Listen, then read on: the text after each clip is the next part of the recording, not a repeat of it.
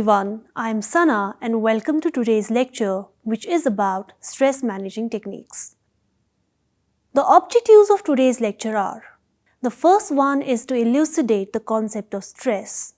The second is to explain the physiological and the psychological changes that occur in response to stress.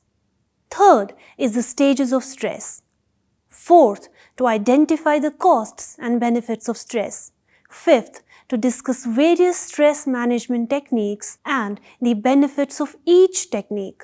And the last objective is a brief prescription of stress management. Let us begin with the concept of stress. Despite the fact that the word stress is frequently used in today's vernacular and that most people seem to intuitively understand what it means, stress is challenging to define precisely because it is frequently used interchangeably with a number of other words, including anxiety, pressure, and strain. Stress, in its broadest meaning, is a group of physiological, emotional, behavioral, and cognitive responses to environmental demands. According to Lazarus and Folkman, stress results when the demands of the environment are greater than the individual's perceived coping resources. Anything that triggers stress is referred to as a stressor. But what causes stress for one individual could not do so for another. For instance, being asked to attend a social function may cause stress for someone who feels they lack the social skills needed to fit in, but it may not cause stress for someone who feels at ease in social settings. Stressors can come in a variety of shapes and sizes, ranging from daily hassles of life to significant life changes. Daily hassles are the everyday occurrences or circumstances we encounter in daily life, such as losing things, worrying about your weight, or waiting your turn. It seems doubtful that any of these occurrences will significantly affect our quality of life as a whole. In contrast, major life changes include the death of a family member, getting married, or receiving a poor health prognosis. Keep in mind that not all stressors are bad. Although beginning a new job, getting married, and having kids are all frequently happy events, they can also be very stressful since they demand us to change our life and adapt to new circumstances. Now, we will discuss about the body responses to stress. Humans undergo a variety of physiological and psychological changes when they are threatened by environmental dangers, changes, or demands.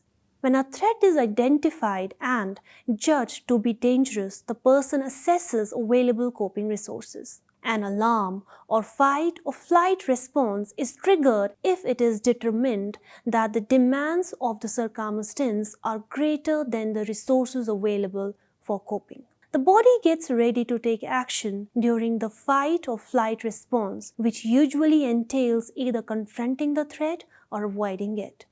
The sympathetic nervous system is activated and hormones including adrenaline and non-adrenaline are released into the bloodstream. The body's ability to quickly carry oxygen-rich blood to the brain and large muscles of the body is made possible by an increase in blood pressure, heart rate, and respiration. Digestion is slowed when blood is redirected from the extremities to the core of the body. Eyes dilate, hearing becomes more acute, and muscles tend to stiffen up. In order to cool the body, sweat glands open and skin frequently becomes pale or flushed. The fight or flight reaction often causes a number of psychological processes to occur simultaneously with these physiological changes. One's capacity to pay attention to and focus on other tasks may be compromised as attention gets heightened and narrowed with a specific focus on threat-relevant cues. High levels of stress can also have a severe impact on short-term memory and decision-making skills. Emotionally, people frequently report feeling jittery, on edge, afraid, nervous, and restless. Many people have the need to escape the stressor or to flee the situation, and common behavioral indications of a stress-induced alarm reaction include pacing, fidgeting, and avoidance behaviors. The body starts to return to equilibrium if the person is able to effectively control or avoid the stressor. However, long-term stress exposure or repeated exposure to stressful stimuli can start to take a toll on the person. Let us briefly talk about the stages of stress. There are several levels of stress, from light to severe. Seward stated that there are 4 main levels of stress in this setting. In the first stage, the brain receives impulses from the sensory organs. In the second stage, interpretation happens inside the brain. Then, the brain decides if there is a threat or not. If the brain does not perceive it as a threat, then normal levels of stress exist. If not, it progresses to the third stage when the body remains aroused and activated until the threat has passed. The fourth and the final step results in physical and mental calmness as the body returns to its homeostatic equilibrium. Hans Selye in 1976 proposed 3 stages of stress, which are alarm stage, resistance stage, and exhaustion stage. The first is alarm stage. The first contact with stressor occurs during the alarm stage. The nervous system of the individual immediately alerts the brain of an emergency. Adrenaline levels in the blood increase as a result of stress. The breathing then quickens as a result of this. Digestion slows down, vision improves, blood pressure rises, palms begin to perspire, and our mouths get drier as a result of increased blood flow to the muscles and brain. The body's initial response to stress is fight or flight response, which is triggered by adrenaline. The fight or flight response, as defined by Cannon and Taylor et al., goes through this phase. The fight or flight response prepare us to ready to either engage in combat with the stressor or flee from them. What follows alarm stage is resistance stage.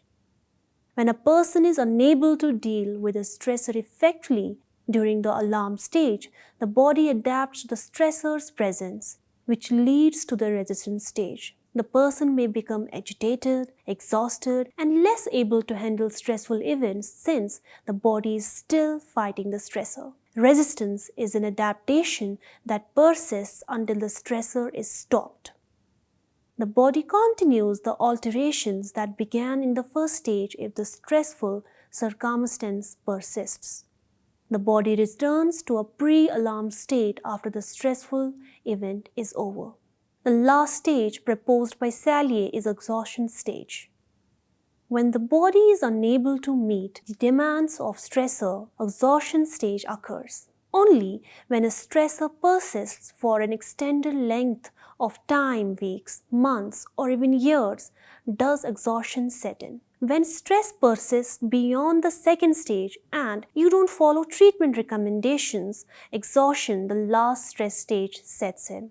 At this point, everyone is utterly exhausted and depleted of all energy. Coming to the fourth objective of today's lecture, which is benefits and costs of stress. Stress is a natural adaptive response that serves a protective purpose, despite the fact that we typically conceive stress as something to be avoided. When stress levels are moderate, it aids in protecting us from environmental hazards and free us from to concentrate on eradicating them. The fight or flight response to stress gives us the energy we need to face the situation head-on or to flee from it. While some levels of stress might be beneficial, chronic or extreme stress has a number of detrimental physical and psychological effects. For instance, extreme stress impairs short-term memory, concentration, decision-making, and attention, while moderate amounts of stress aid in attention focus. In addition to a host of variety of emotional disturbances like irritability, sadness, and anxiety disorders, high levels of stress can also cause them. In fact, many researchers consider that stress is a core factor in the development of emotional disorders. Significant physical health issues like cardiovascular disease, hypertension, immunosuppression, more frequent diseases, sexual dysfunction, gastrointestinal problems, and persistent headaches are all linked to long-term high levels of stress. Additionally, a number of behaviors and lifestyle choices that might have a detrimental effect on one's health are linked to high levels of stress. According to research, individuals who are experiencing a high level of stress are more likely to drink excessively, use drugs and tobacco products more frequently. Ironically, alcohol increases cortisol levels, which can prolong the feeling of tension generated by stress responses. Stress can alter how body processes alcohol, reducing its pleasurable effects and increasing the craving for more of it. Additionally, cirrhosis of the liver, emphysema, coronary heart disease, and stroke are only a few of the chronic health issues that are caused by persistent use of alcohol and tobacco. It's critical to understand that extremely low stress levels can sometimes have detrimental effects. For instance, people typically feel bored, perform poorly cognitively and physically, procrastinate, and pay less attention to detail when arousal levels are too low. The Yerkes-Dodson law, which psychologists created in the early 1900s, states that physiological and mental functioning of organisms tends to work at their best when they are exposed to mild to moderate degrees of arousal. Although research throughout the past century has usually supported this idea, which affected how stress and anxiety are conceived and managed. The level of stress and arousal required for optimal functioning varies depending on the type of the task. Let us talk about the main objective of today's lecture, which is stress managing techniques. The aim of stress management is not to completely eradicate stress because low to moderate levels of stress can be useful. In stress management strategies aim to keep levels within a healthy range. Engaging in a healthy lifestyle behaviors can increase the likelihood of living a long, healthy life and minimize stress. Empirical research consistently support the following stress reduction strategies: physical activity and exercise, a good diet, sufficient sleep, relaxation, mindfulness and meditation, laughter, self-expression and social support, and finally, cognitive restructuring. Let us discuss them one by one. First is physical activity and exercise. Research shows that regular physical activity can help to minimize the body's response to other stressors. Even though exercise is technically a stressor in and of itself because it requires the body to adjust to the demands of the activity. In fact, multiple studies have demonstrated that those who exercise exhibit less psychological symptoms of stress, such as elevated blood pressure and pulse rate, and report feeling less anxious in response to stressful situations. This study is particularly important because stress is a major risk factor for the development of phobias, social anxiety disorder, post-traumatic stress disorder, generalized anxiety disorder, and panic attacks. Furthermore, in roughly 80% of cases, stress is likely to come before major depressive episodes. Exercise may be equally as beneficial at treating different anxiety and mood disorders as psychotherapy or prescription medications, according to several research. For instance, in one study, individuals with recurrent panic attacks responded to 12 weeks of aerobic exercise in a manner resembling that of individuals of psychiatric medicine. 2 to 4 sessions of exercise per week were shown to be equally beneficial in treating depression as psychotherapy in a recent study of 11 trials comparing the effects of normal exercise with psychotherapy. According to additional studies, patients with OCD may experience a reduction in symptom intensity when they engage in aerobic activity. Second technique is healthy eating. According to study, many people alter their eating habits while experiencing high levels of stress. In an effort to promote productivity in the early morning or late at night, caffeine use is one of the most frequent dietary modifications linked to stress. Ironically, coffee can worsen the stress response even though it is linked to temporary gains in alertness. Caffeine, for instance, triggers the release of catecholamines, including epinephrine, norepinephrine, and dopamine, as well as a number of stress hormones like cortisol and glucocorticoids. For hours after ingestion, the production of these compounds is linked to elevated levels of stress. Caffeine usage can also result in conditions including sleeplessness, hypertension, a higher risk of heart disease, gastrointestinal issues, and immune system suppression, which makes you more vulnerable to infections.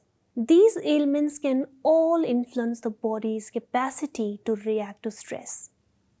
We can manage stress in a number of different ways by eating a balanced diet rich in nutrient-dense foods. For instance, complex carbohydrates such as oatmeal and whole grain breads and cereals trigger the production of serotonin in the brain, a neurotransmitter linked to a good mood. According to research, eating foods high in vitamin C, for example oranges, and omega-3 fatty acids, for example salmon, can help lower levels of stress hormones and strengthen the immune system. A well-balanced diet improves one's ability to manage stress. Third is adequate sleep.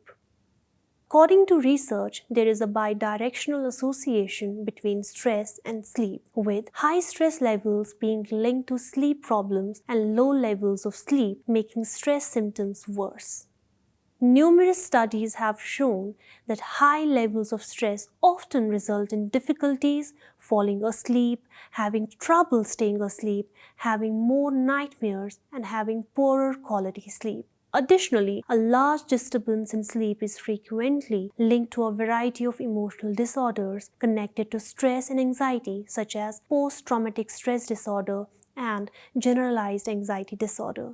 On the other hand, inadequate sleep frequently results in suboptimal physiological and psychological functioning. Additionally, some evidence suggests that sleep deprivation has an impact on cortisol, and neuroimaging studies show that it is linked to decreased neurological functioning, including heightened amygdala reactivity and prefrontal control regions of the brain. Additionally, a plethora of evidence suggests that insufficient sleep is linked to a weaker immune system. According to epidemiological study, most people need 7 to 8 hours of sleep every night to experience the physiological and psychological benefits of sleep to the fullest. Coming to the fourth technique, which is relaxation, mindfulness, and meditation. It's common knowledge that relaxation or erasing of physical or mental stress is the cure of stress. Since one cannot feel both calm and anxious at the same time, relaxation and anxiety are considered to be opposite emotions. A variety of methods have been developed with the goal of assisting one in relaxing, and several of them have proven to be effective in psychological research, like diaphragmatic breathing, progressive muscle relaxation, guided imagery, and meditation exercises.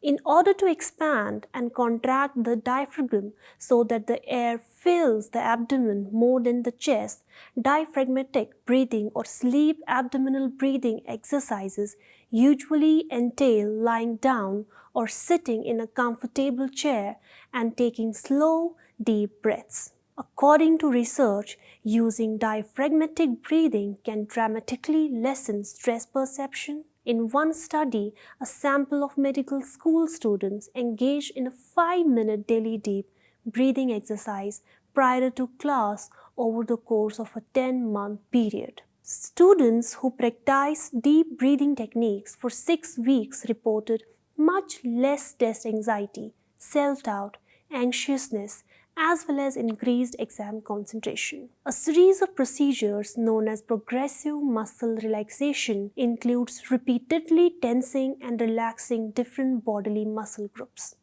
Through a decrease in skeletal muscle tension, progressive muscle relaxation aims to influence the autonomic arousal component of stress and anxiety. It is believed that other components of autonomic arousal, such as blood pressure and heart rate, similarly decline when skeletal muscle tension reduces. Coming to guided imagery, which is often known as visualization, is a form of relaxation training that entails using words to conjure up soothing, sensory-rich experiences in the mind. According to research, guided imagery techniques can help people feel less stressed and happier. Additionally, guided imagery has been demonstrated to improve feelings of well-being and calmness in people with a range of chronic conditions. Now, let us talk about meditation. Exercise involves concentrating on a single object or sensation such as breathing while disengaging from other distractions and managing inner experiences such as emotions and thoughts through non-judgmental acceptance. According to research, meditation can reduce cortisol levels in the blood and perceived stress. Additionally, meditation is positively associated to a number of measures of relaxation, including decreased skeletal muscle metabolism, higher skin resistance, a decreased heart rate, and an increase in alpha wave activity. Additionally, it is linked to improved sociability, empathy, and optimistic thinking. Let us talk about other important techniques, which are laughter, self-expression, and social support. Research indicates that laughter increases oxygen intake and stimulates various muscles and organs, including the heart and lungs. Additionally, laughter improves energy levels, lowers blood pressure and blood sugar levels, and enhances blood flow. Laughter also results in the production of endorphins, which can raise one's pain threshold and elicit feelings of joy. Humor gives us a psychological break from the situation and helps us replace our unfavorable appraisals with more favorable ones. Negative emotions can be suppressed, which might increase stress, which is detrimental for one's health. However, studies suggest that expressing negative emotions in a healthy, socially, and acceptable manner may reduce stress and boost the immune system. For instance, one study discovered that a sample of international students who wrote for 20 minutes every day for 3 days on their most traumatic or stressful experiences reported less stress than their counterparts who wrote on neutral topics. The physical and psychological benefits of disclosure are not limited to writing. It has also been demonstrated that discussing distressing or traumatic events can lessen anxiety, tension, and dysphoria. In fact, consciously recalling and discussing traumatic incidents repeatedly until the memory of the event is less upsetting is one of the most successful psychological treatments for stress disorders. A robust social support network is beneficial when managing stress. According to research, a person's social support system is a reliable indicator of their health and is inversely correlated with many mental health issues. In contrast, loneliness is linked to a number of health issues, including high blood pressure. Additionally, lonely people experience more stressful events and are more likely to perceive stressful situations. According to research, lonely people tend to have worse health since they experience more stress on a daily basis. Additionally, they found that loneliness modulates the connection between well-being and social support. The best way to combat loneliness is to prioritize the intimacy of your relationships over their quantity. As a result, meaningful relationships should receive more attention than numerous unimportant ones. The last technique that we will discuss is cognitive restructuring. We frequently assume that the things we go through have an immediate impact on our feelings. For instance, you can feel depressed after learning that you received a bad grade on a test. The incident itself does not, however, cause the emotion. The emotional impact of an incident is instead determined by the meaning we assign to it and how we interpret the situation. You will likely experience a depressed mood if you see the poor grade as a sign that you are not very intelligent or that you will never achieve in school no matter how hard you try. In contrast, your mood will probably be considerably better if you view the grade as a fluke or the wake-up call you needed to boost your motivation for school. As we learn, our emotions can be significantly influenced by how we interpret or think about the situation or occurrence. Learning to identify the irrational or maladaptive beliefs we have that contribute to negative mood states, then altering them to accurately reflect the situation is known as cognitive restructuring. For instance, you might feel quite worried if you are getting ready for a presentation and you keep thinking, I know I'm going to say something dumb and everyone will laugh at me, or everyone is going to be able to see how nervous I am and they will think I'm an idiot. But are these reasonable ideas? These thoughts are probably examples of catastrophizing thoughts, which raise anxiety unless you are really good at predicting the future. Even though it's possible that you will say something stupid, what are the odds of you making a foolish statement if you carefully plan and practice your presentation? How many presentations have you given in the past without making a fool of yourself? Is it feasible that some, most, or all of the students in the class won't pay attention to you or have a poor opinion of you even if you do say something that doesn't seem particularly intelligent? Is it possible that if people do notice your concern, they might interpret it differently than labeling you an idiot? Given that one of the top phobias among college students is public speaking, it's possible that some people won't feel sympathy for you. It's crucial to choose a logical replacement after addressing the unreasonable or maladaptive thinking in this way.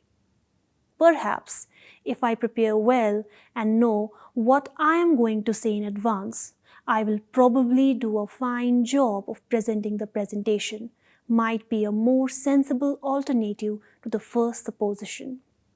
You may substitute, the majority of individuals will be apprehensive when they present, and even if they do notice my concern, they will probably be able to relate to it for the second statement. Cognitive restructuring has been shown to significantly improve mood, reduce stress, and minimize negative emotions.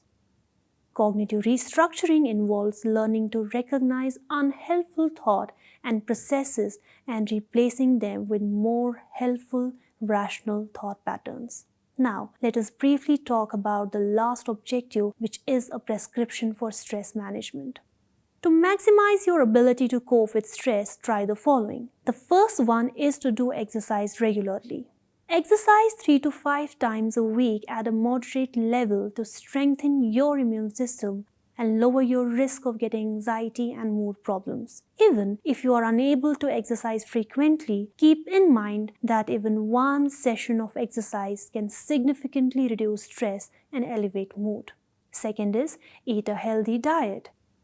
To improve both your physical and your body's capacity to handle stress, eat loads of fruits, vegetables, whole grains, and fatty fish. The third is sleep. Sleep for 7 to 8 hours every night without interruptions to elevate your mood and boost your immune system. Fourth is practice relaxation. Regularly practice relaxation techniques or Do so when under moderate to high stress. You can lower your general level of arousal by using guided imagery, meditation, and progressive muscle relaxation. Alternately, practice yoga 2 to 3 times a week to mix physical activity with meditation or mindfulness. Fifth is express yourself. Find humor in challenging circumstances and use writing, art, or conversations with loved ones to convey your emotions. Sixth, and the last one, is reframe. Pay attention to how you perceive and process stressful circumstances and look for chances to reframe them in a logical or constructive way. Just keep in mind that the test at the end is nothing to be afraid of. Instead, it gives a chance for you to show how much you have learned about managing stress. This brings us to the end of the topic. Thanks for watching.